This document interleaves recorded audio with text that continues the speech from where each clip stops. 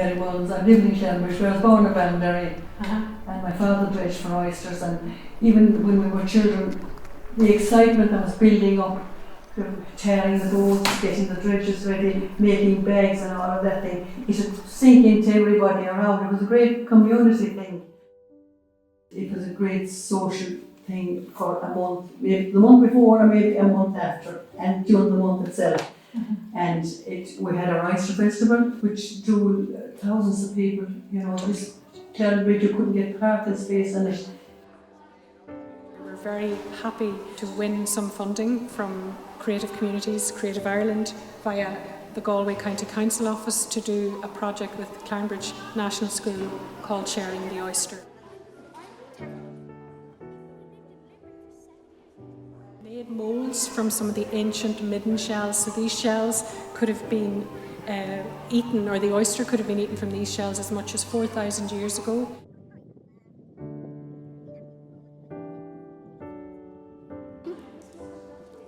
Children are bringing these shells back to life in clay, and it gives them a sense of how long the oyster has been feeding the human community here and how important it is and was, and it is their job to make sure the environment is looked after for future generations. There's all this clay here.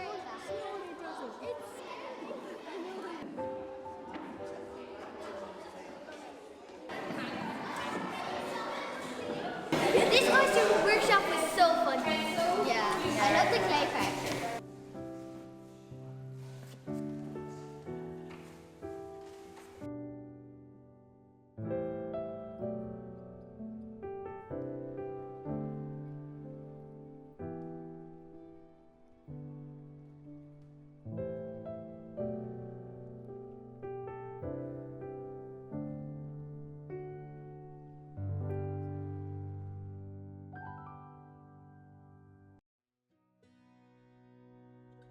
So delighted to be now at the conclusion of the Sharing the Oyster project that myself and Cuan Beo worked together with Clarinbridge National School and the local oystering community to make. So we've installed a portal, and we've involved the words live, survive and thrive in the letters in the shells hanging from above, and the piece works up from a recreation of a midden to a sort of cloud that I suppose is like a physical expression of the wish that we as a community would have for the native oyster that is struggling at the moment, but hopefully it will survive and thrive and live on, and humans will continue to be fed and nourished by it as they have been for thousands of years in this very special part of the country.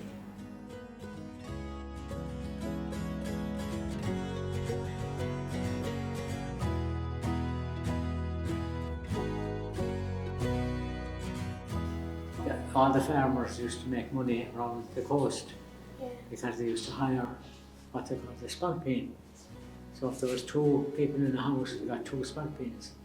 And they'd only pay them so much a week, whereas if they had a boat themselves, they'd have to pay a lot more. So it used to be a good time. And they used to have to paint all their boats before they go out with tar. You see the smoke rising around the cave. Yeah.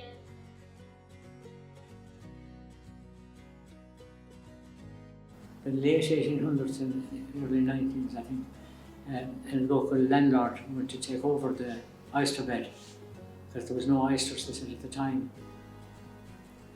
But a couple of the locals got oysters somewhere and they spread them out before the inspectors came to check the place.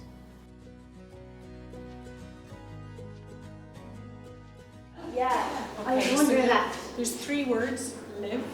So these four make spell live. Then there's 7 here that spell survive, and then there are 6 that spell thrive.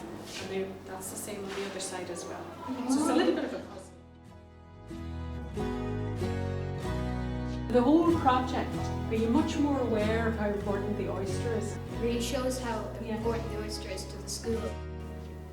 It makes more and more sense. Yeah. Okay, It very makes good. me understand why Clarinbridge was so well known for its Special, oysters. yeah, very special. And everywhere in the world isn't like this. This is very unique.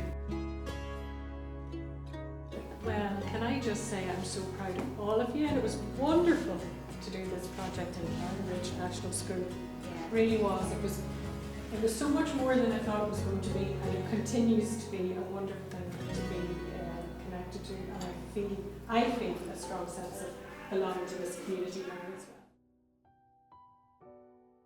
So ultimately, all of this project and the resulting piece, which is the result of it, is a wish that we all live, survive and thrive as a community, not just a human community, but a more than human community, and that we understand our interrelationship and entanglement, so that we may all live, survive and thrive. One's the Weir and Bennyburg's were the two main pubs, the main places for oysters, and we haven't got that anymore, so it'd be nice to see something happening again.